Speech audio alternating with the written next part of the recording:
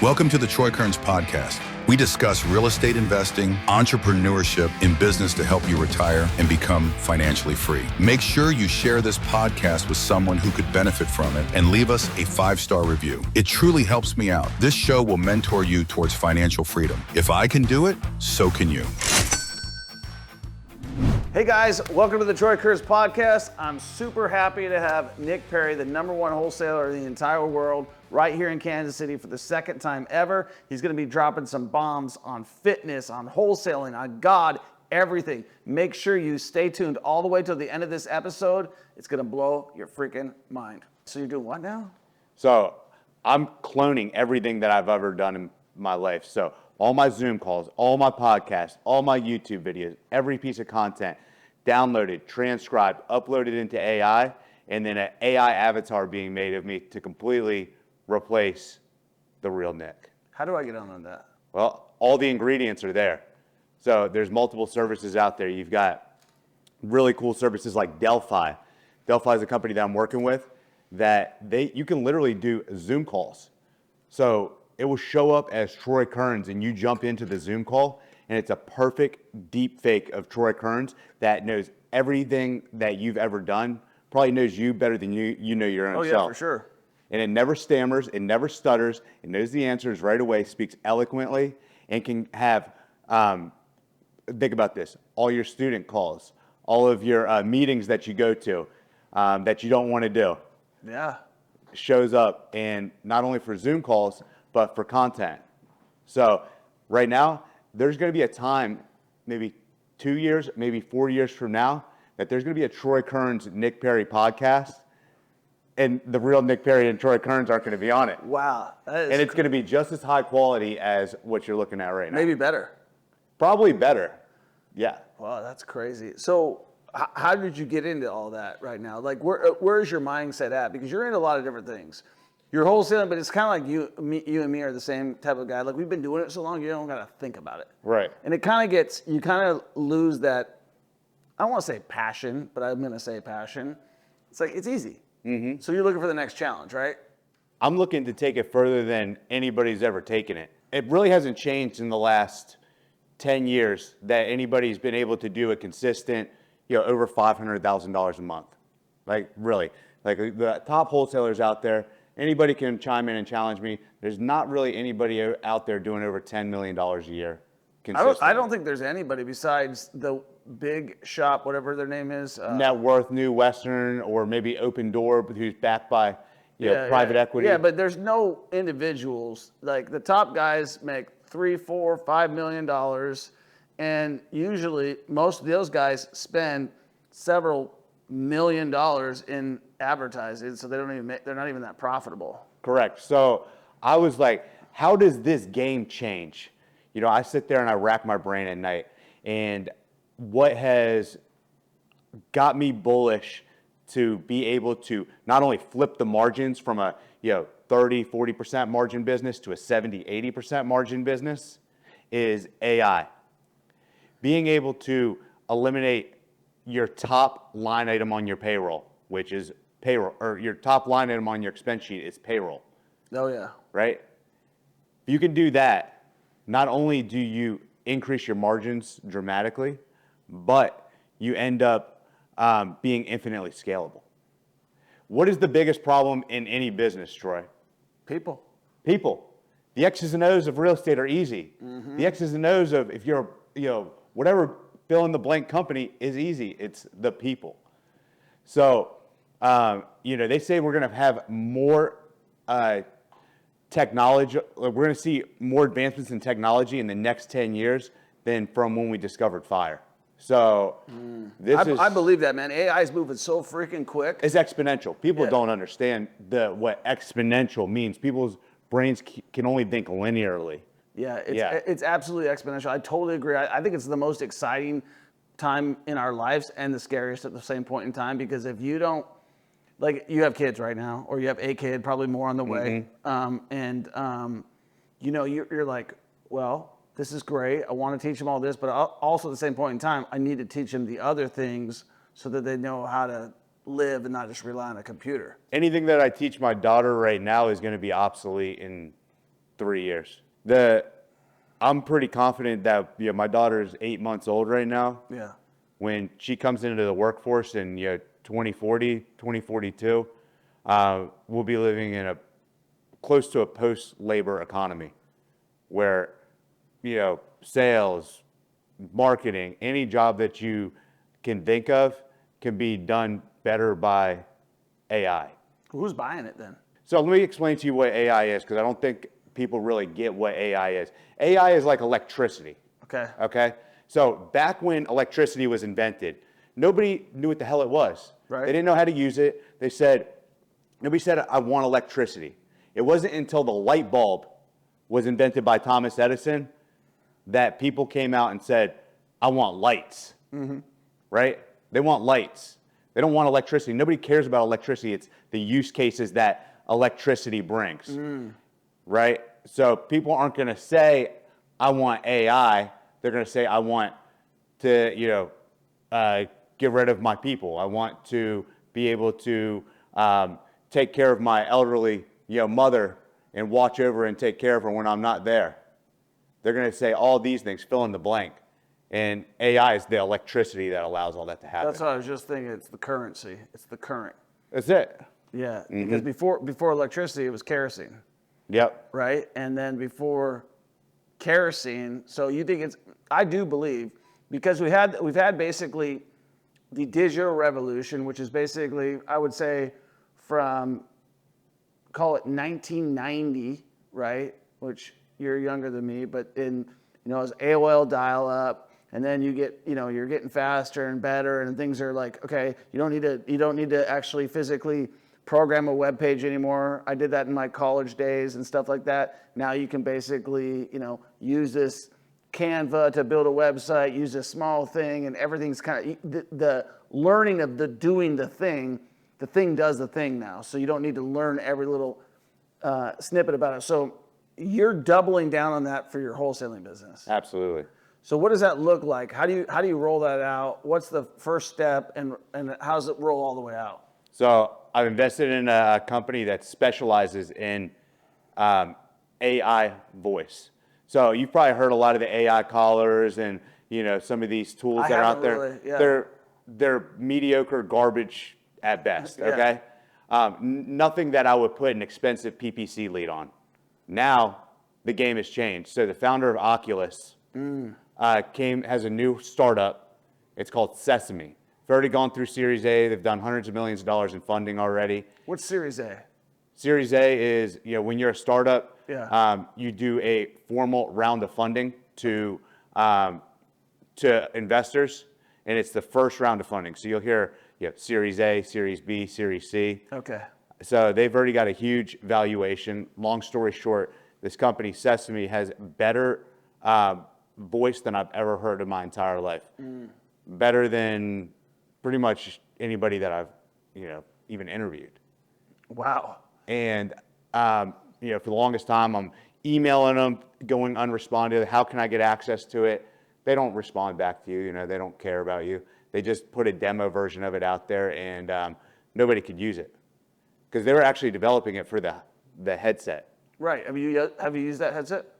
Yes. Yeah. Yeah. I just used it the other day. Yeah. Played with my kids in Florida. One of the neighbors' kids had it. Yeah. I was like, let me try this out. I'm like running and stuff like that. So long story short, you can use it now. They just recently opened up the API key so anybody can use this technology. So developers, it is a arms race right now to put all the ingredients from Sesame, from Twilio, from all the other softwares together to be able to bring this to market to not only disrupt wholesaling, but any job that is required to talk on the phone, close deals, all those jobs will be done. And I'm bullish that it'll be disrupted this year in 2025, but latest Q1 of 2026.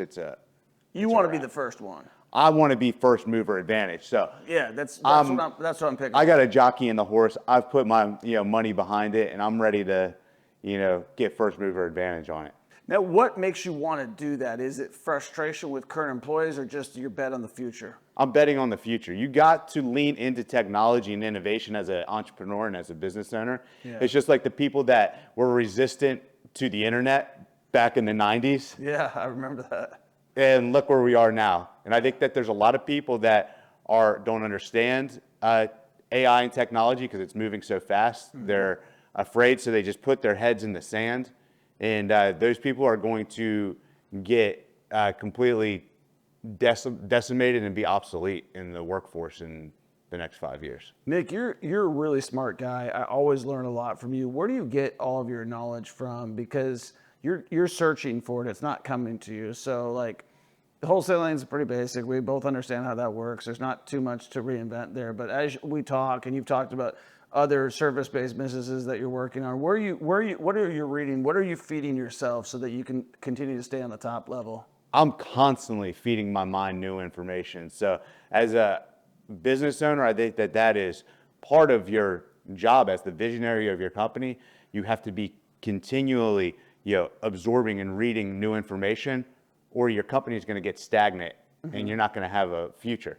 So when I get home after working a 10, 12, 14-hour day, I get on YouTube. My YouTube playlist is curated. I got YouTube Premium, so I'm, downloading videos on planes. I'm watching videos at night. I'm in lots of different Facebook groups and things that are, bleeding edge and constantly bringing new information. So that's how I get information. So on your YouTube channel, there's a lot of interesting searches, right? Like, what are you searching on YouTube right now? I'd love to see what your cache looks like. Yeah, it's all AI and real estate. So I'm constantly staying read on what's the current state of the market. What areas of the country are properties appreciating? Where are properties depreciating? How are things going to shake out with all the turmoil in the economy? Yeah. So I have to be somewhat of an economist and well-read on the economy and all the macro and micro things going on. And then in addition to that, as a business owner, I better stay ahead of what's going on with technology. Yeah. Like, this is how you have to act as a business owner to stay competitive and stay on top in the world. Yeah. Yeah. So you just spent 2 years in Panama, mm-hmm. 3 years in Cancun. Let's talk about that a little bit. So which place is better? Cancun. Okay, before the U.S., Cancun, Panama, or the U.S.? Well, there's pros and cons to both. Right. Okay, if you want to, live a amazing life on the beach, live like a king, and have live-in maids, chefs, drivers, everything, go to Latin America. The people are friendly. It's safe. The food is better down there. Things are much more economical. But I'm going to tell you what the U.S. has that you can't get in Latin America. It's convenience and opportunity. Mm. You're not getting same day, next day Amazon down there. You don't have a Walmart, Target on every single corner. Like, the things that I can get done in the U.S. are just way faster. Mm. The amount of productivity I can get done in a single day, being in the United States, it would take me 3 days to get done in Latin America. Who's got better workers? It's equivalent. That's where I think that there's a big misconception with the term VA. I hate the term VA because we automatically, as Americans, think we're in America somehow superior. Yeah. And that's a complex. I've been well-traveled, fortunate to travel the entire world. There's so many people that are just as capable as us, if not more capable. There's a Troy Kearns in Mexico. Yeah. There's a Troy Kearns in Panama. There's a Troy Kearns in Malaysia. Yeah. Right? Yeah. But he doesn't have the same opportunity that Troy Kearns has right here in the good old US of A. Yeah. So you need to go find that Troy Kearns in another country and say, hey, man, I got an opportunity here that's way better than anything you got. How do we do that? You got to be resourceful. So I do Indeed in other countries. Just like we do here in the United States, you can recruit with either recruiters or find somebody in your circle, your network, an employee, maybe yourself, and go start posting on the job boards. Go on ChatGPT and say, where's the top job board in Ethiopia or fill in the blank country? It'll say Indeed is usually a top one, or worldwide, or it might be another niche job board. Post your job description on there, what you're looking for, and then same way you recruit in the United States, you recruit in other countries. Do you do any like scraping of Facebook, or what kind of marketing channels do you use besides like Indeed, like for your other wholesale business? You're a big PPC guy, probably the smartest PPC guy that I've ever talked to. Where do you train yourself to get better at that crap besides just actually doing it? Well, I'm same thing, continuing to watch YouTube videos. Okay. All right, I'm your classic ADHD entrepreneur. I can't sit down and read a book. Yeah, I can't read more than 2 pages of a book. I'm checked out. Yeah. So I'm a very visual learner. So I'm subscribed to a lot of PPC channels. Okay. Aaron Young is a good one. There's Google, obviously their main channel. They're going to tell you what is changing with the algorithm, what is happening right now. So you just got to continue to stay ahead of that. So, and then obviously spending my own money and trial and error every day. Right. So in terms of like PPC, are you doing anything else to market to people? That's it. I don't need to do anything else. I got 99 problems, but a lead ain't one. That's good. I like that. So you guys, when you talk about this stuff, it's always interesting when you're an entrepreneur and you start talking about like getting rid of your employees as you have employees. I love my employees, and it's the guys that level up and know how to use these tools that we're going to keep. Yeah. So if any of my guys are watching, you better be staying on top of AI, know how to use it, because you're going to be the ones that I want in my corner. The guys that don't level up their skill sets, then you're going to get left behind in this new revolution. Yeah. Now, coming back to the U.S., you kind of had a pretty cush life, I guess, for the last 5 years. Now you're like working like a dog, right? Again? Yeah, I still got a pretty cush life, but but you're working a lot more. Yeah, no, I didn't say you're like you were on a lot more jet skis. Yeah, Monday afternoon on a jet ski. Now Monday afternoon I'm head down. Slapping keys all afternoon, taking phone calls, and it's back to empire building mode. Right. Yeah, I took a 4-year vacation essentially, is what I did. Yeah, you still made money. You still probably outworked most people, but you also spent a lot of time enjoying your life because you're only young once. Correct. And now you're like, okay, I got a baby, I got a wife. I'm going to move back to the U.S. It's go time again. And the U.S. competitive nature, the capitalist economy here is nothing like anybody else has ever got, right? They don't have that in Mexico. They don't have that in Panama. That's why I love it, because, I was the king of Panama and king of like Cancun for, everybody else was just complacent down there. So everybody was looking up to me. When you find yourself in life that you are the big fish, it's time for you to move. You want to be a small fish in a big pond. A lot of your success is predicated on the environment that you put yourself in. Right. So, no offense, but you were the top dog in this market, right? Yeah, no offense taken. So, yeah, you were the top dog in this market. Everybody looks up to Troy. For Troy, for you to level up, you have to go and you have to find external mentors. You said, I look up to Carl Icahn. I look up to all these billionaires.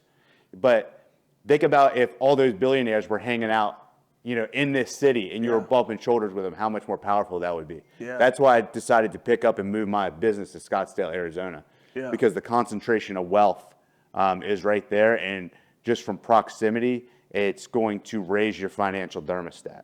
Yeah. Yeah. Well, interestingly enough, so I'm going to kind of tell you my opinion about that, and I think that you're not wrong at all. But the whole fish pond thing, I totally get. Like when I was in Las Vegas, I was the top dog in that market from the real estate standpoint as well. And when I looked about where I wanted to go next, which was to build a real estate empire, because I feel like I've already accomplished the top dog in this field in no matter what market I go to, I'm going to be the top dog.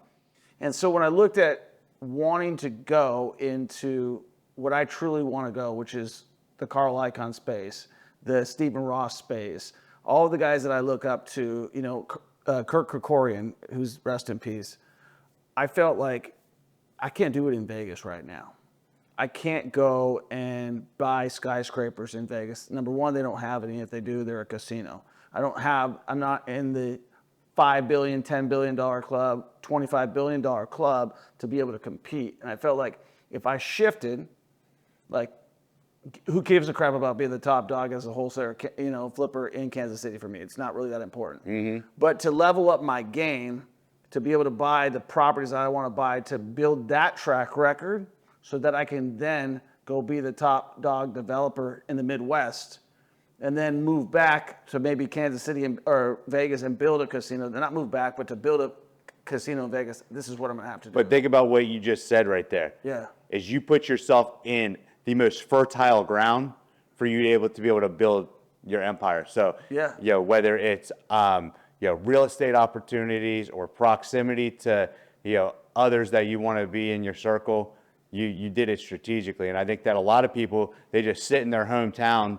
and they're scared to get out, and there's no reason that they should stay there, you know, and people are like, oh, well, all my buddies from high school are here, my family's here, and the best decision that I made as an entrepreneur was to pick up and get out of my hometown. Yeah. Even when I was broke and I had no money.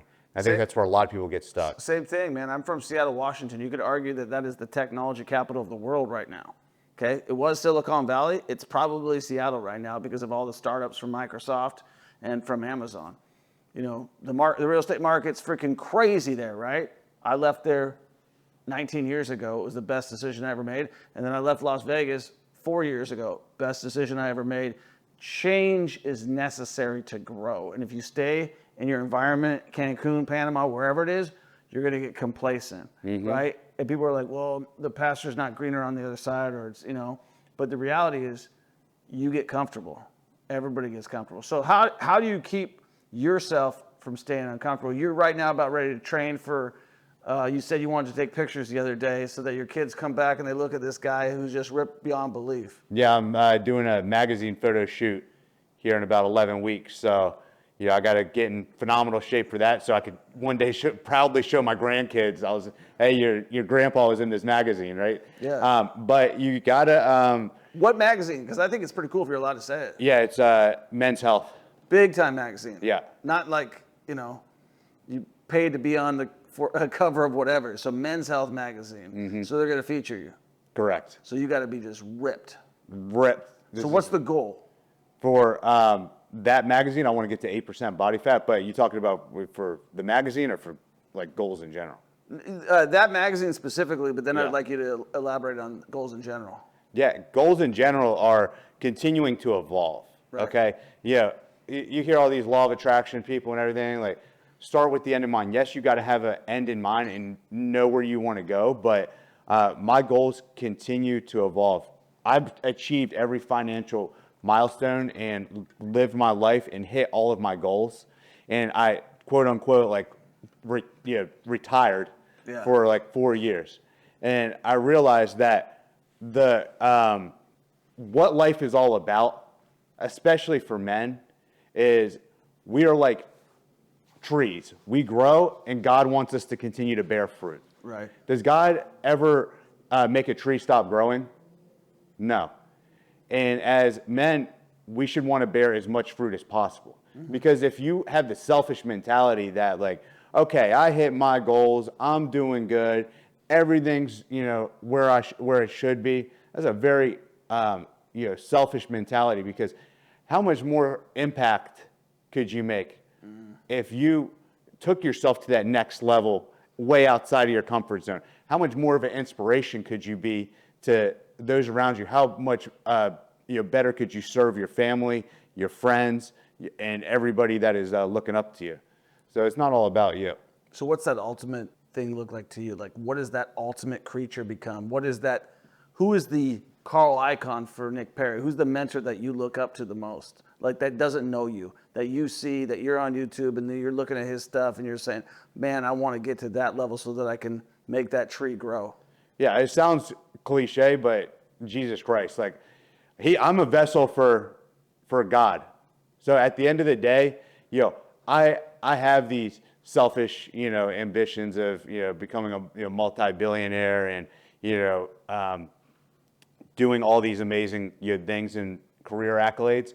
But at the end of the day, I know that I'm just going to go ahead and serve him at his highest capacity. And God's plan is always better than your own plan, is what I've learned along the way. What's your relationship with God like? How did you, I'm interested in that personally. Yeah, I found my family never went to church. I didn't get brought up in a spiritual, household. I was brought into God by just being beaten to my knees, like, by life.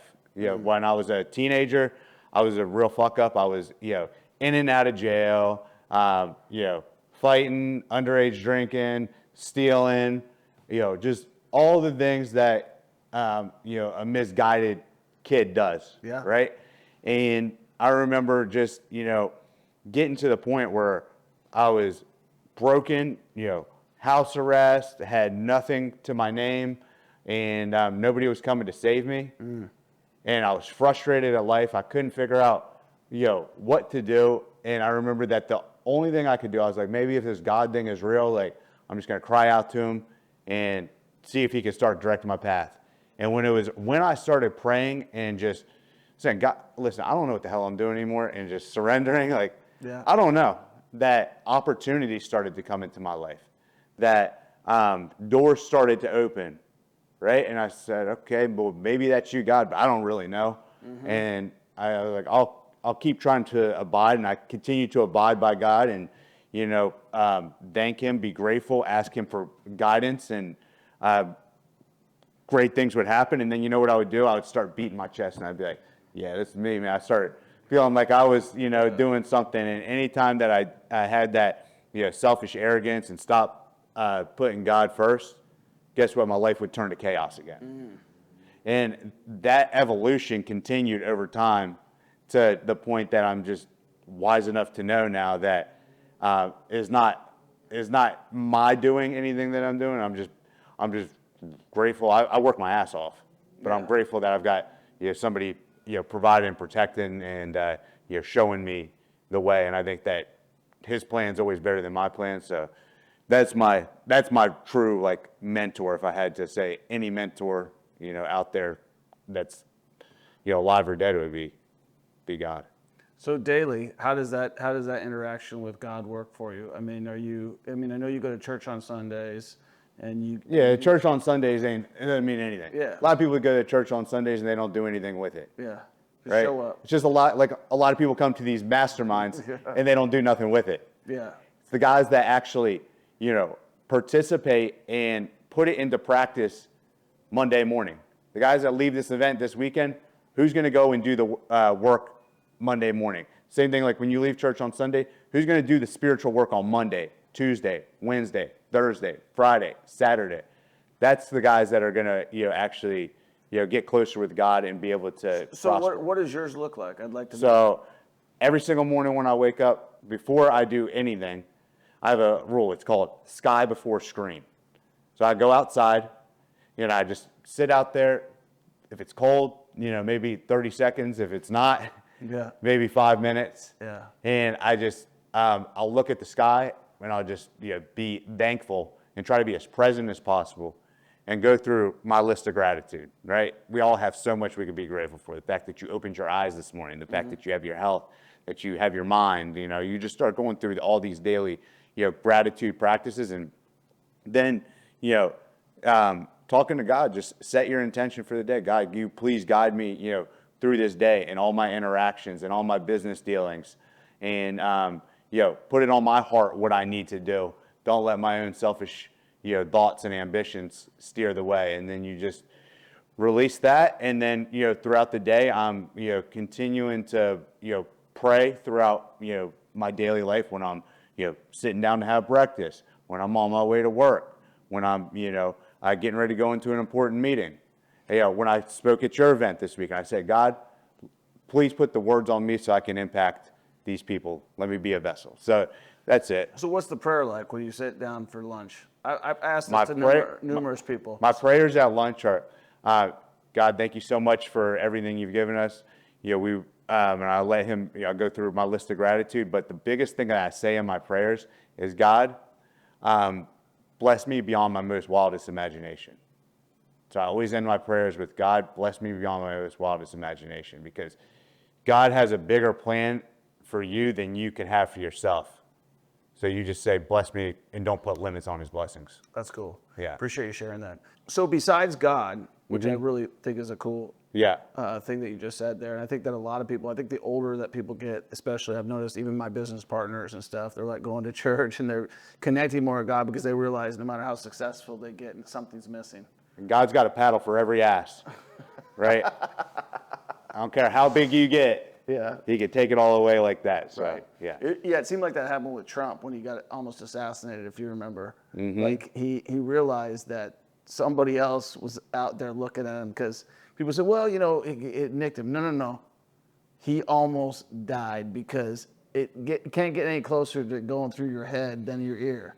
That's right. And so seeing something like that, for me, I definitely got closer. I think one of the things that is a problem with God is religion, right?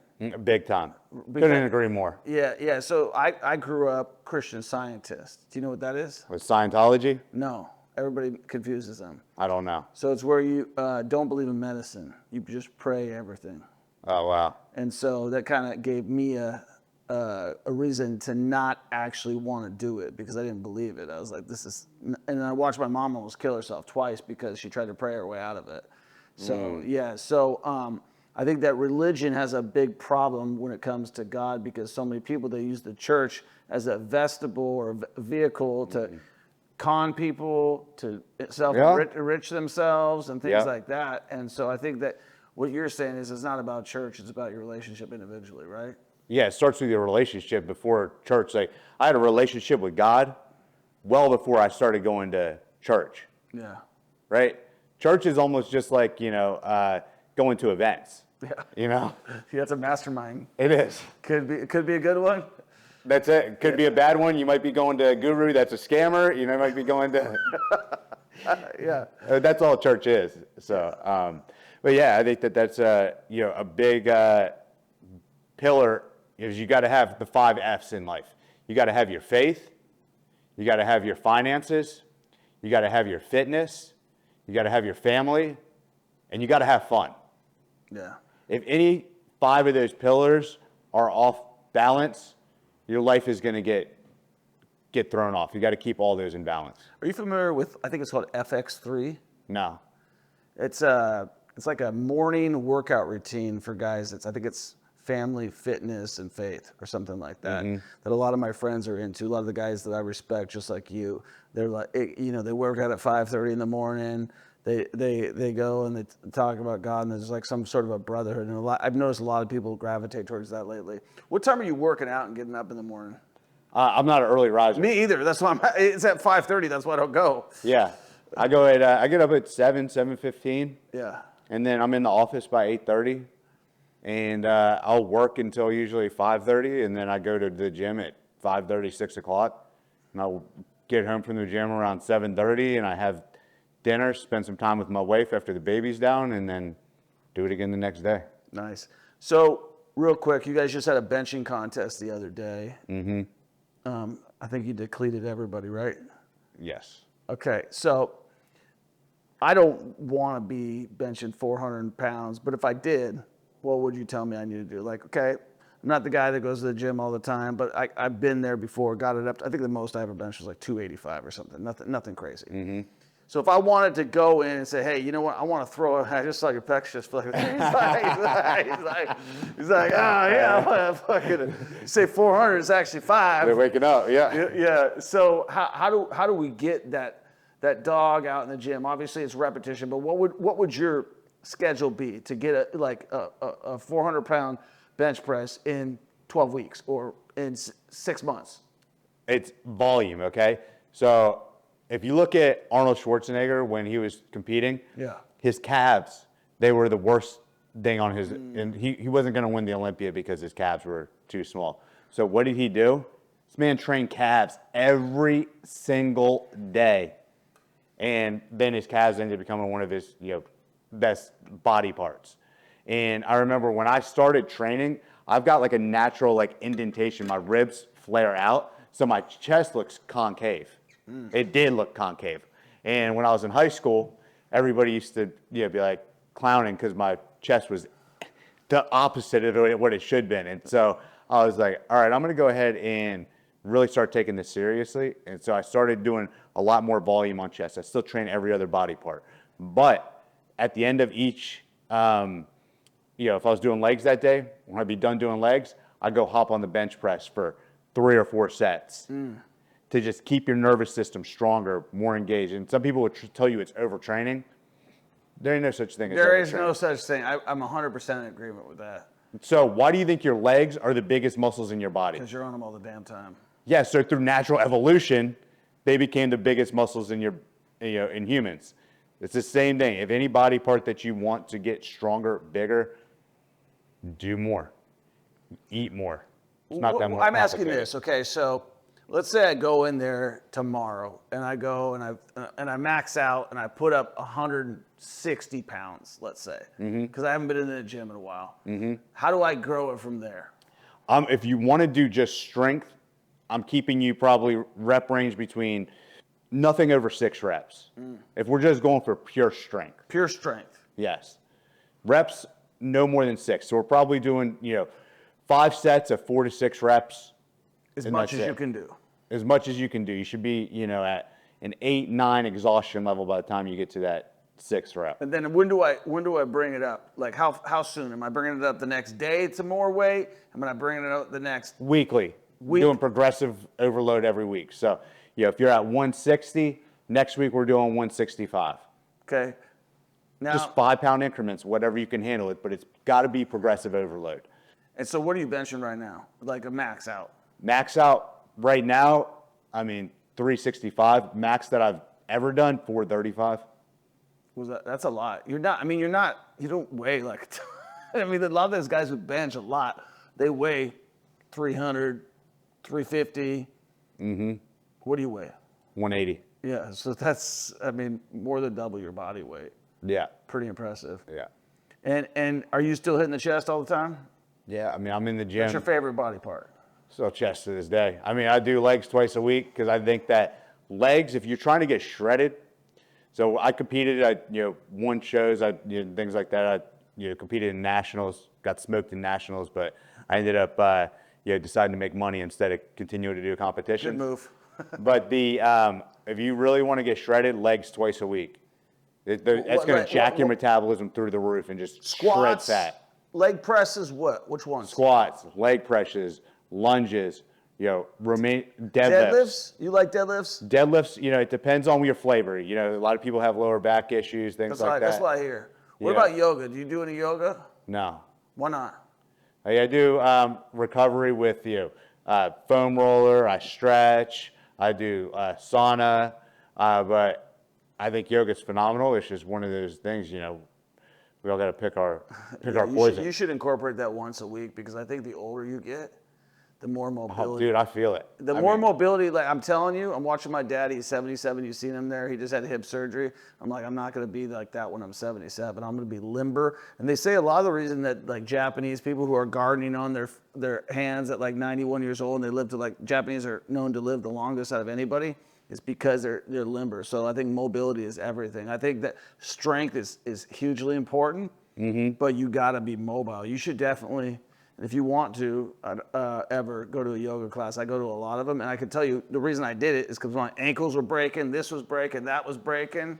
And that yoga fixes everything. But also strength training. Do you know what the number one cause of all-cause mortality is? They can attribute it to the strength in your legs. So if you have poor leg strength, not only are you going to become more frail, but that's when you get older, that's when you're going to have mobility issues, you're going to have falls, and it leads to all-cause mortality. So for anybody that's watching this that's our age or older, you got to be. I like you said at our age. I feel like I'm getting up there now too. You didn't even crack 40 yet. 36. Yeah. See, yeah. Once you crack 40, game over. Yeah, you got to make sure your legs stay strong, because once you can't get around, then you're not going to go out. You're going to lose all your friends. Nobody's going to come to visit you. You're going to fall, and after that, it's a long, slippery slope down. All right, number one fitness hack for anybody drug-wise. What's the best fitness drug to take? We're in optimization right now, right? Yeah, I mean, let's just keep it the simplest. Like, if you're not getting your daily intake of protein, just start there. Let's not get into all the crazy stuff. We'll jump into that. Yeah. All right, so make sure you're getting at least your body weight in protein every single day. All right, so 216 grams of protein for me. Boom. And then how much fat should I be having?